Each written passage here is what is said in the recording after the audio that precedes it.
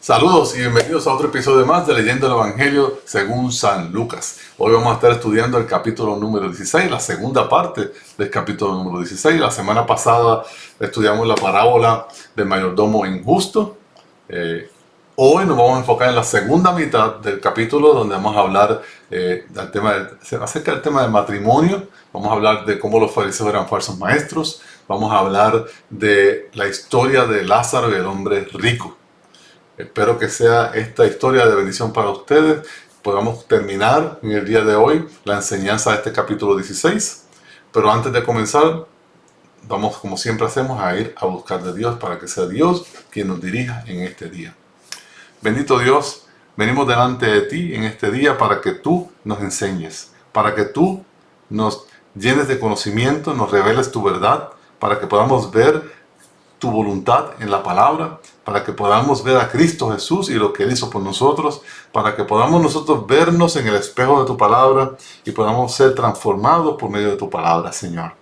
Señor, incrementa nuestra fe mientras oímos tu palabra y que sea esta palabra que fortalezca nuestras vidas, nos ponga firme y fuerte sobre la roca eterna que es Cristo Jesús y podamos agradarte con nuestras vidas, Señor. Quita de nosotros todo aquello que pueda estorbar el aprendizaje y el entendimiento de esta palabra en el día de hoy. Y todo esto te lo pido en el nombre del Señor Jesucristo. Amén. Bueno, vamos a ver qué tenemos para el día de hoy. Este versículo 18 lo puse solito, porque entre medio de la parábola que acabamos de ver y la historia que vamos a leer luego sobre Lázaro y el rico, está este pequeño versículo. Y nos tenemos que preguntar por qué esto está aquí. Yo lo llamé malos consejos matrimoniales. ¿Por qué? Jesús está dando un discurso en contra de los fariseos y su enseñanza. Ese es el punto de todo este capítulo. Primero, Jesucristo confrontó a los fariseos con su amor al dinero y ahora los va a confrontar con la forma de ellos ver el matrimonio y cómo ellos enseñan a las personas y cómo eso destruye matrimonios y los hace a los fariseos agentes de pecado. Aquí el punto, lamentablemente porque me gusta el tema, el punto no es los matrimonios. Vamos a hablar un poquito de eso, pero para hablar de matrimonio hay mucho más material, por ejemplo en el libro de Mateo. En Mateo capítulo 5, capítulo 19, hay mucho material acerca de este tema. Pablo también habla del tema del matrimonio. Aquí nos dan un pequeñito detalle, ¿okay? Y dice: todo el que se divorcia de su mujer y se casa con otra comete adulterio. Y el que se casa con la que está divorciada del marido comete adulterio. Eso es todo lo que se nos dice en este pasaje acerca del matrimonio. Y el enfoque, como que se han dado cuenta, es que es divorcio y volverse a casar y adulterio. Y Jesucristo lo que está acordándonos a nosotros en este día es que si yo me divorcio de mi esposa por una razón que no sea válida, y hay bien pocas razones válidas para divorciarme de mi esposa de acuerdo a Dios, y yo me vuelvo a casar, o mi esposa se vuelve a casar, ambos cometemos adulterio. ¿Por qué él dice esto? Y nos recuerda esta verdad. Porque los fariseos tenían una mala costumbre de dar permiso de divorcio o carta de divorcio a cualquier persona casi por cualquier razón. Por ejemplo, en el Antiguo Testamento vemos que un hombre podía venir delante de su esposa y decir: me divorcio, y la repudio, te repudio, y le daba carta de divorcio y se acabó y se iba. Y podía hacer lo que quisiera. Pero Jesucristo nos recuerda, especialmente si vamos y leemos Mateo, nos vamos a dar cuenta que ese no era el plan de Dios, ese no es el plan de Dios, número uno. El plan de Dios es que lo que Dios una, ningún hombre separe. Y que lo que sería ideal es que se perdonen los unos a los otros las ofensas, de la misma forma que Jesucristo perdona nuestras ofensas. Que podamos nosotros, ambos, hombre y mujer, sometidos debajo de Dios, debajo de Cristo, arrepentirnos de nuestros pecados, amar a Dios y amar a nuestra pareja, nuestro esposo y nuestra esposa, como a nosotros mismos, y aunque sí cometamos errores, perdonarnos y seguir hacia adelante, juntos y unidos. Eso es lo que es ideal. Jesucristo, les adelanto, Jesucristo va a conceder permiso de divorcio por infidelidad, pero aún así nos recomienda que si podemos perdonar esa infidelidad y que haya reconciliación entre la pareja, es mucho mejor.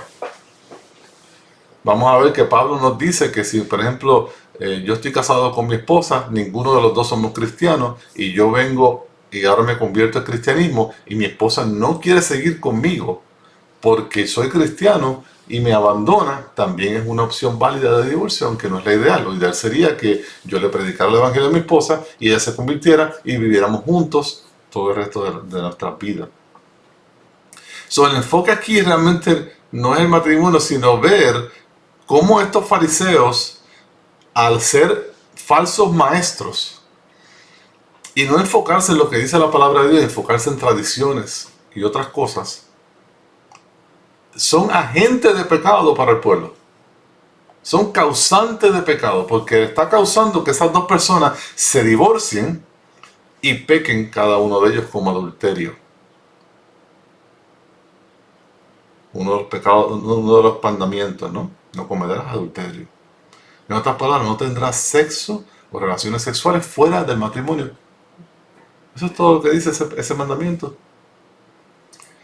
Fíjense que Jesús nos está enseñando que estos fariseos son pecadores, no aman a Dios, aman el dinero, son malos maestros, falsos maestros, pero también al mismo tiempo nos enseña que lo que Dios desea y lo que es bueno a los ojos de Dios es que el hombre y la mujer vengan, se casen uno al otro y sea un compromiso hasta que la muerte los separe.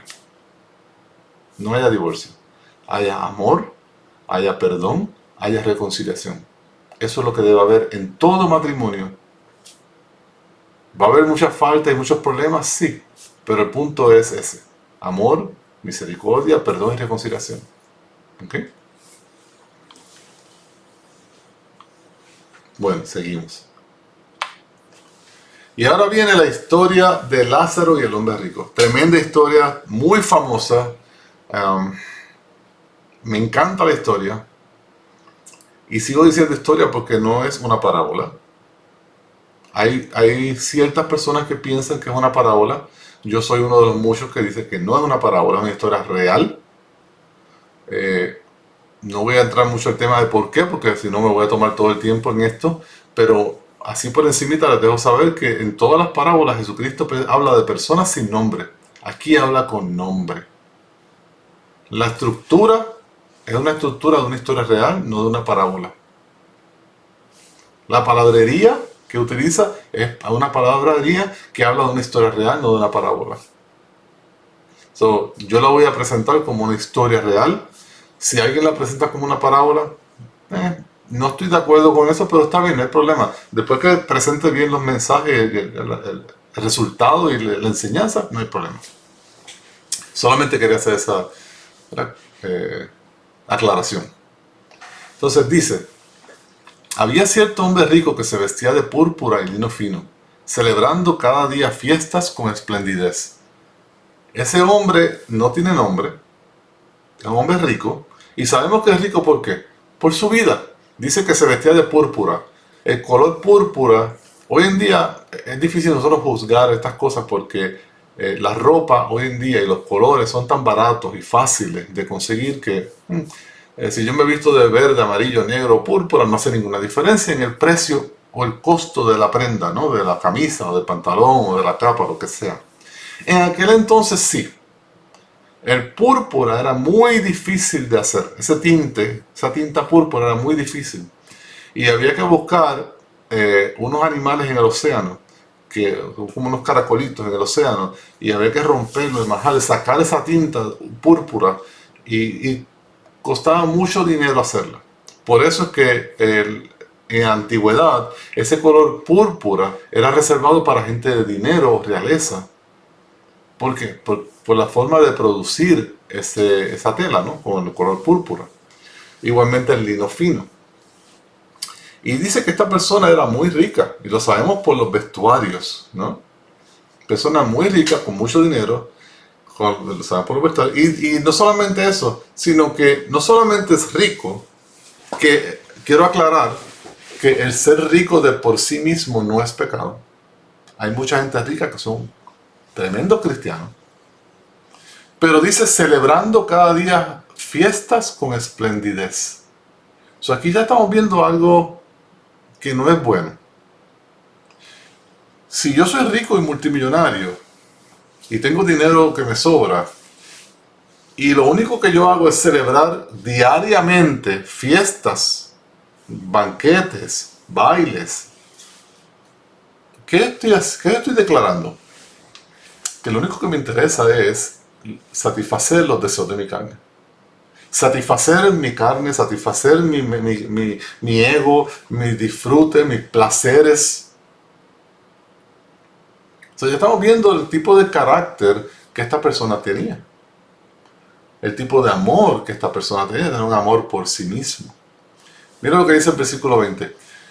Por el contraste, ¿no? Tenemos el hombre rico, todo lo celebra, todo lo disfruta, todo lo goza, bien vestido. Y al otro lado de la moneda tenemos un hombre pobre. ¿Qué tan pobre? Pobrecísimo. No tenía casa, no tenía nada. Mire cómo lo describe Jesús. Se llamaba Lázaro. No es el Lázaro que él resucitó, es otro Lázaro. Dice que se tiraba en el suelo a su puerta cubierto de llagas y ansiaba saciarse de las migajas que caían de la mesa del rico. Además, hasta los perros venían y le lamían las llagas. Por el otro lado tenemos esta persona que no tiene casa, no tiene nada, no tiene ni para comer. Con eso se lo decimos todo, ¿no? Una persona que no tiene para comer, una persona que no tiene un centavo. Porque no hay nada más importante que la comida. Sin comida me muero. Está cubierto de llagas, quiere decir que está enfermo. ¿Qué enfermedad? Puede ser muchas variaciones. Está cubierto de llagas, punto. Una enfermedad de la piel. No tiene casa. Sabe que hay un hombre rico y se acuesta en la calle, en la entrada, frente a su casa, con la esperanza de que, aunque sea, le den las migajas que se caen en la mesa. En otras palabras, que le den la basura para comer. Él dice, si tú me das lo que tú botas, la basura, yo me la como. Eso es lo que está diciendo con esta persona.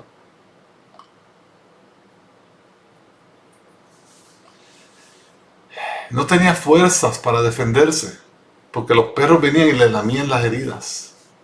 ¿Cuántos de nosotros dejaríamos que un perro venga y nos lama las heridas? No, tú lo empujarías, lo echarías fuera. No es que le voy a hacer daño al perro, ¿no? Pero no me lamba las heridas porque se me va a infectar, es incómodo, no es bonito.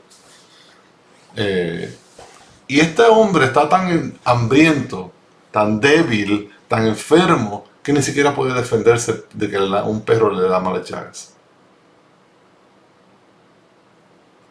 Pero ¿qué sucede? Versículo 22.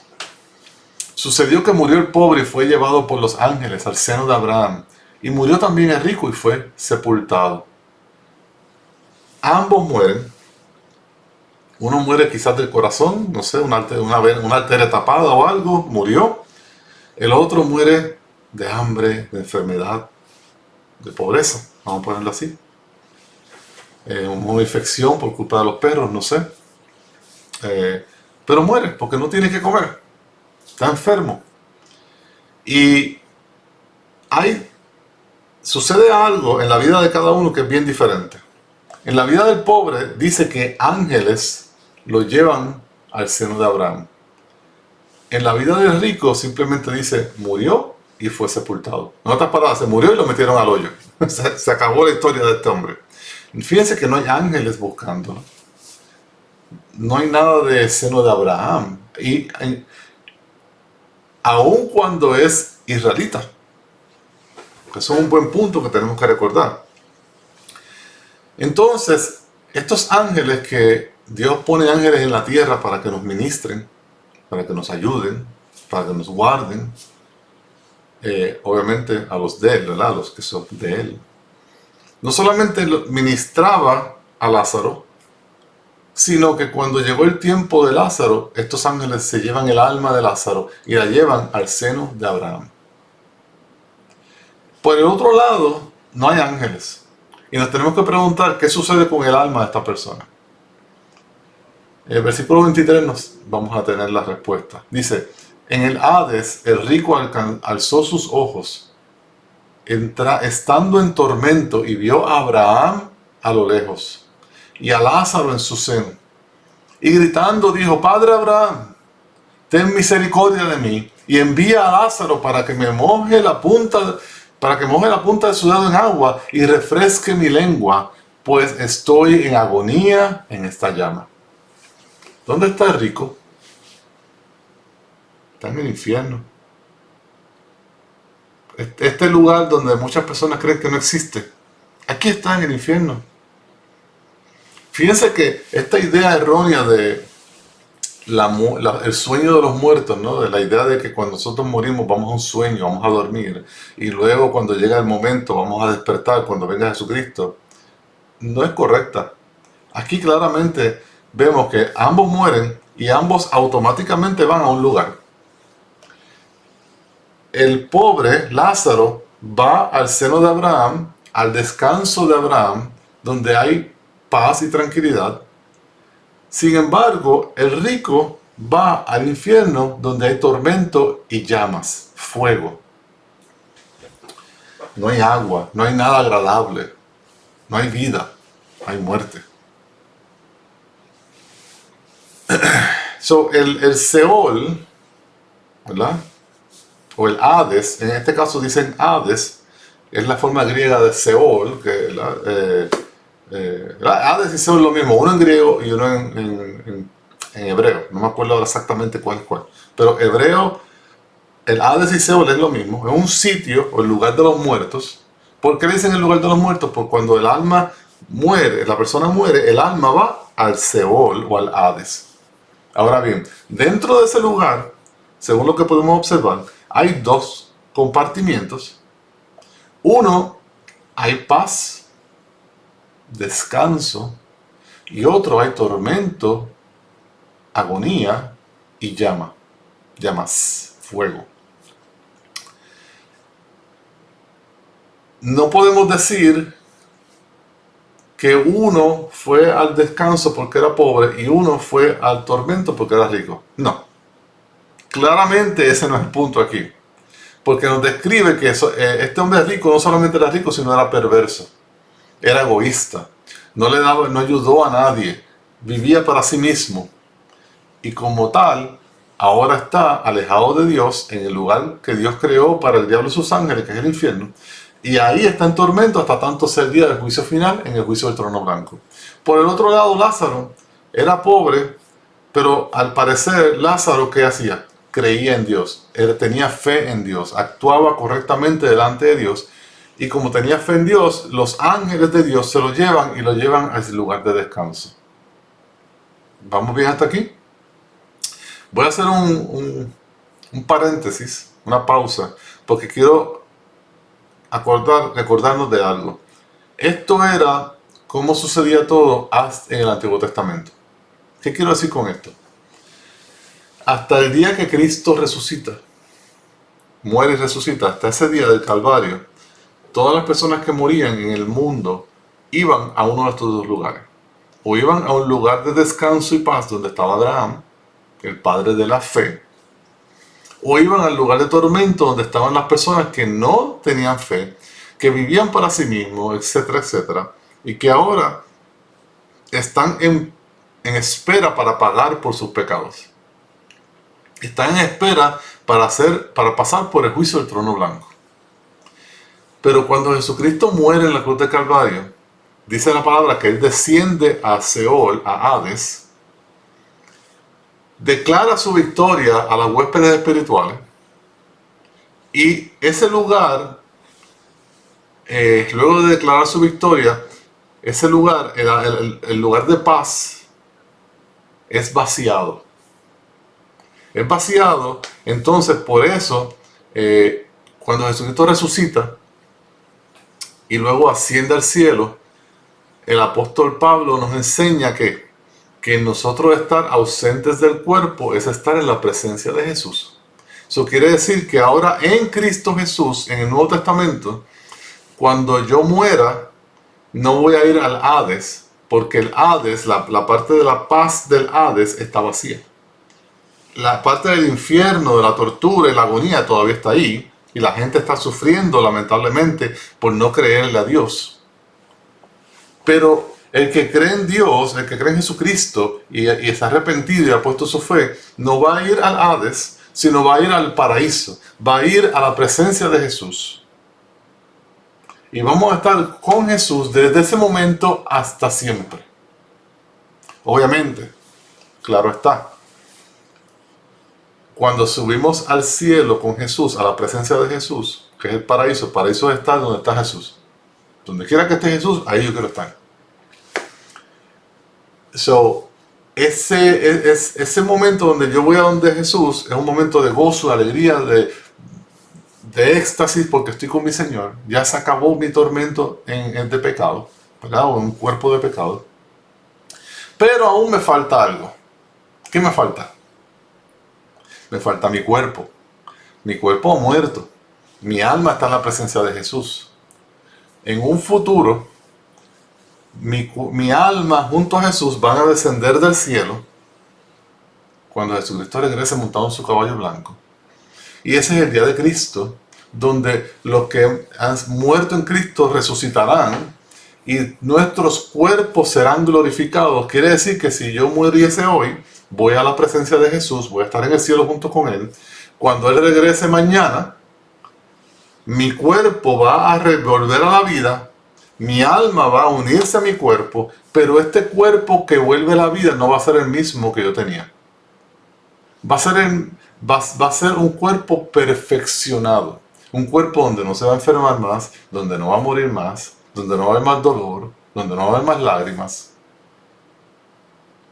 Y esa va a ser nuestra eternidad junto a Jesús cuando Él venga, porque Él viene, eso sucede, la tierra y el cielo se hacen nuevos y vamos a vivir en la tierra nueva junto a nuestro Señor Jesús de una forma física, porque recordemos que Jesucristo tiene cuerpo físico. Y nosotros vamos a tener cuerpo físico y vamos a comer junto al Señor Jesús y vamos a tener banquetes junto al Señor Jesús y vamos a disfrutar de la creación junto al Señor Jesús. Pero este no es el caso de lo que está sucediendo aquí. Aún en este tiempo la gente iba al Hades y tenemos a dos personas. El Lázaro en el lugar de paz y el hombre rico en el lugar de tormento. Vamos a ver qué sucede y cómo termina este capítulo. Versículo 25 dice: Pero Abraham le dijo: Hijo, recuerda que durante tu vida recibiste tus bienes, y Lázaro igualmente males. Pero ahora él es consolado aquí y tú estás en agonía. Fíjese que Abraham no le dice: ay, yo quisiera sacarte, pero no puedo, no. Él le recuerda unos hechos. Él le dice, en otras palabras, dice: tú tuviste esta vida, él tuvo esta vida, él tiene esta vida ahora y tú tienes esta vida ahora, y esto es lo que es correcto. Eso es lo que está diciendo Abraham. Versículo 26. Además de todo esto, hay un gran abismo puesto entre nosotros y ustedes, de modo que los que quieran pasar de aquí a ustedes no pueden, y tampoco nadie puede cruzar de allá a nosotros. Eso es lo que le estaba diciendo anteriormente, que en el Hades o en Seol es un lugar y está dividido de paz y de agonía. Y hay un abismo en el medio que, aunque se ven, no pueden ayudarse, no pueden tocarse, no pueden cruzar. Y es un abismo puesto por Dios, no hay quien cruce eso. ¿Quién puede encontrar la voluntad de Dios? Nadie. Entonces, el versículo 27 dice: entonces él dijo, el rico: te ruego pues, Padre, que lo envíes a casa de mi padre. Fíjese qué interesante, discúlpeme. Este hombre rico todavía sigue llamando a Abraham su padre. Eso no es correcto. Abraham es el padre de la fe. ¿Quiénes son los hijos de Abraham? Los que tienen fe en Dios. en la totalidad de la revelación de Dios. ¿Qué quiero decir con esto? Que si Dios reveló que Jesucristo es su Hijo, que le tenemos que amar y obedecerle y amarle, yo tengo que hacerlo porque me lo reveló mi Padre, me lo reveló Dios, y por lo tanto tengo fe y soy hijo de Abraham. ¿Por qué? Porque él es el padre de la fe y yo tengo fe. Pero esta persona no es hijo de Abraham porque él no tiene fe. ¿Cómo sé que no tiene fe? Número uno, por dónde está, y número dos, por lo que vamos a ver al final.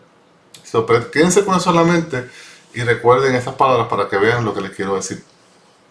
Entonces, te ruego pues, padre Abraham, que lo envíes a casa de mi padre, ¿verdad? Con sus hermanos. Pues tengo 5 hermanos, de modo que él los prevenga para que ellos no vengan también a este lugar de tormento. Él está preocupado por sus hermanos porque sabe que en su familia no hay fe. Y se demuestra por su vida y por sus obras. Y él sabe que si sus hermanos siguen viviendo la vida que están viviendo, igual que él la vivió, van a terminar con él en agonía y tormento. Y le dice, resucita a Lázaro, envíaselo resucitado, porque ellos saben quién es Lázaro. Lo veían al frente de la casa, aunque lo ignoraban y no lo ayudaban, ni siquiera le daban un pan. Y van a ver a Lázaro y van a creer y no van a perderse. Esa es la teoría que tiene este rico. Pero mira lo que dice Abraham, versículo 29. Pero Abraham dijo, ellos tienen a Moisés y a los profetas, que los oigan a ellos. Wow. Y el rico contestó, no, padre Abraham, sino que si alguien va a ellos de entre los muertos, se arrepentirán. O sea, él está diciendo, la palabra de Dios no es suficiente. Tienen que ver a un muerto resucitado para que crean. Y Abraham le dice, si no escuchan a Moisés y a los profetas, tampoco se persuadirán si alguien se levanta de entre los muertos. Y Abraham le dijo muy correctamente una verdad que vamos a ver, que no solamente es verdad aquí, sino que es verdad cuando el Señor Jesucristo resucita de entre los muertos.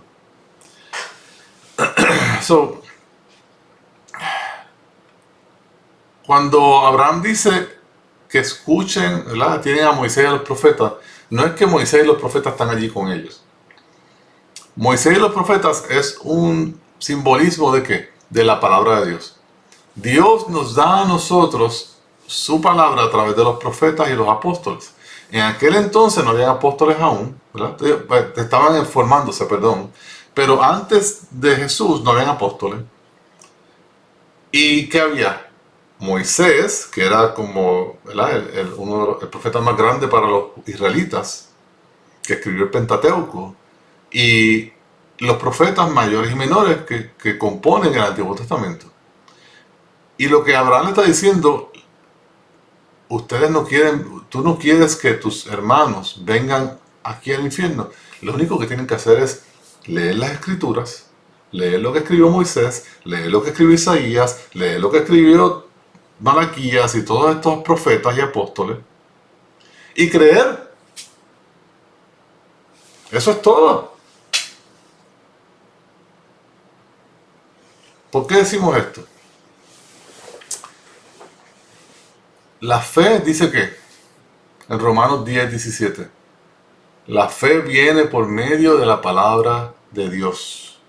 Viene por el oír y el oír por la palabra de Dios. Yo tengo que tener fe en la revelación de Dios para poder ser salvo. Cristo es la revelación última de Dios. Yo tengo que tener fe en Él. ¿Por qué Abraham estaba en el lugar de descanso? Porque le creyó a Dios y fue justificado por la fe. Eso quiere decir que Dios nos da su palabra y obra por medio del Espíritu Santo en nosotros para que nosotros podamos creer la palabra, tener fe en la palabra, en Dios, lo que nos dice en su palabra, y poder ser salvos y justificados por la fe. Pero esta persona no creyó y piensa, la palabra no es suficiente. Yo necesito que tú envíes a alguien resucitado. Pero sabemos que la historia nos enseña que ese no es cierto. Cuando Jesucristo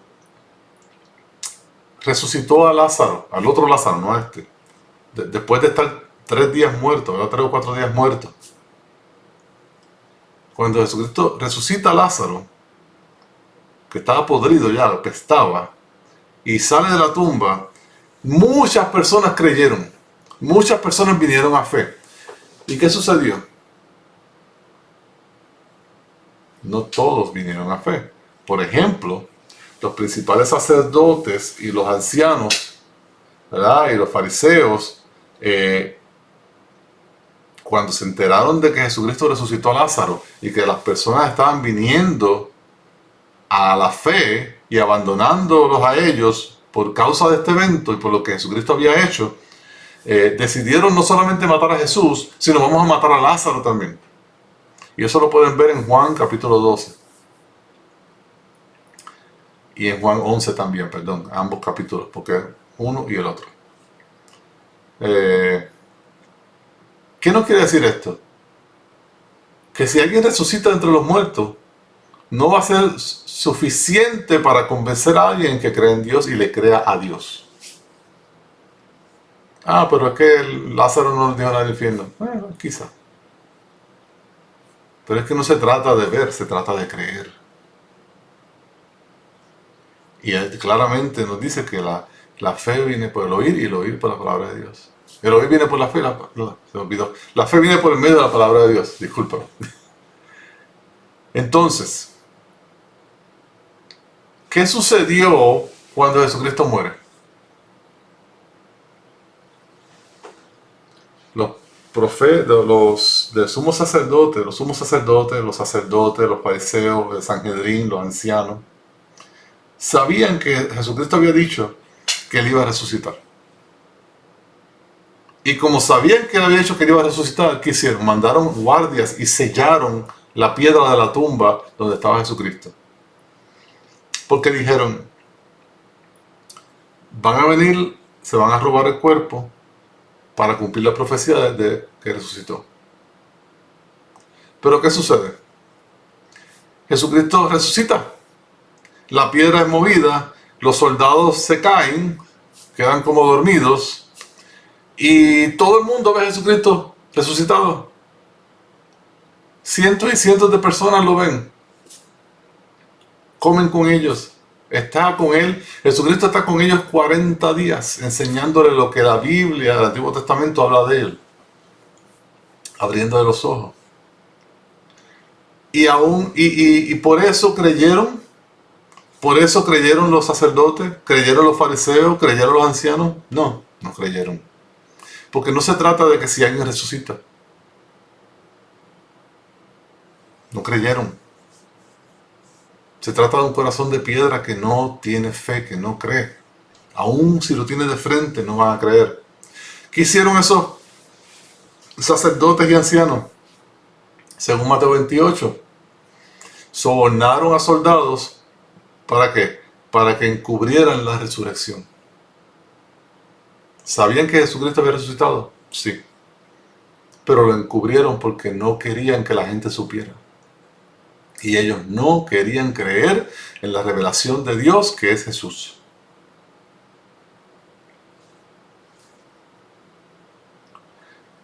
Un resucitado no le va a traer fe. Tienen que recibir la revelación de Dios. Tienen que humillarse delante de Dios, arrepentirse de sus pecados, poner su fe y su amor en Él y seguirlo. Tienen que negarse a sí mismos. Hay un costo.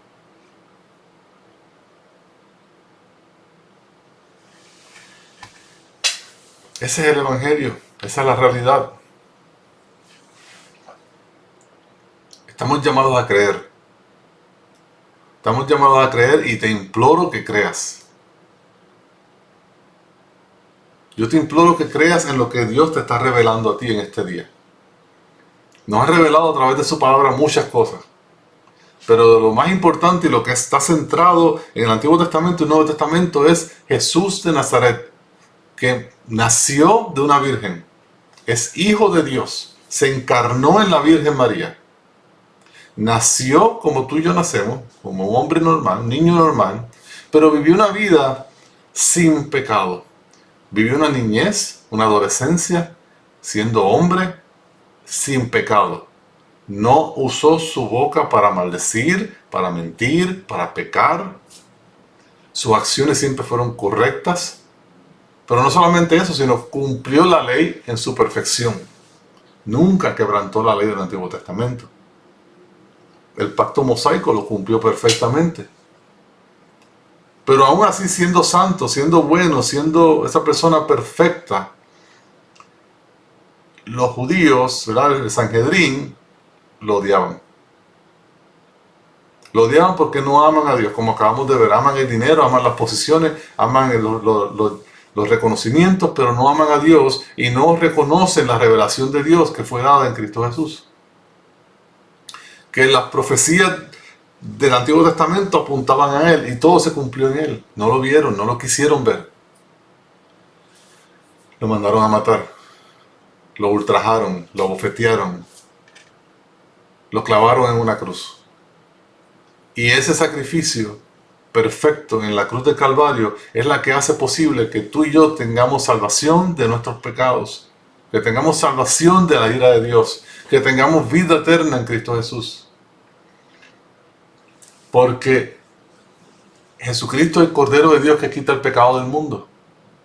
Y ese es el sacrificio perfecto que hizo Jesús para que tú y yo, al poner nuestra fe en Él y arrepentirnos, esa obra, ese sacrificio aplique a nuestras vidas. Jesucristo muere. 3 días más tarde resucita. La muerte no lo pudo contener. Su santidad fue revelada en la resurrección.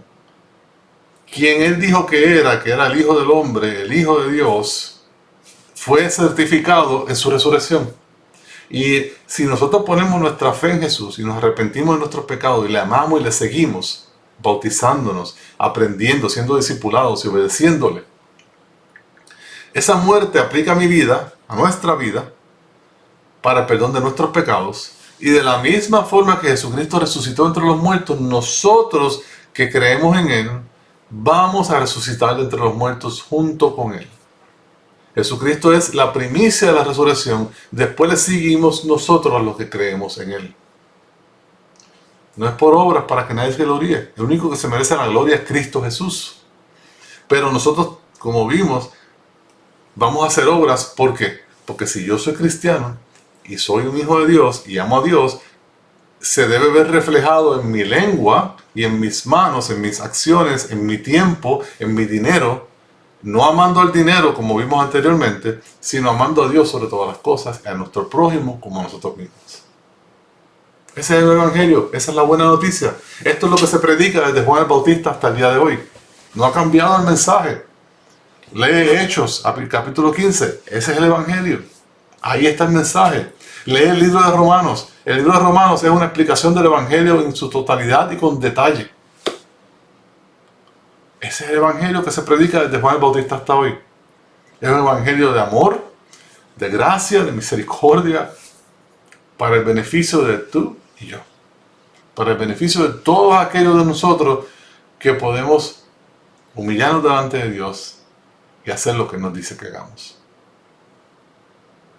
Bueno, hasta aquí terminamos el capítulo 16.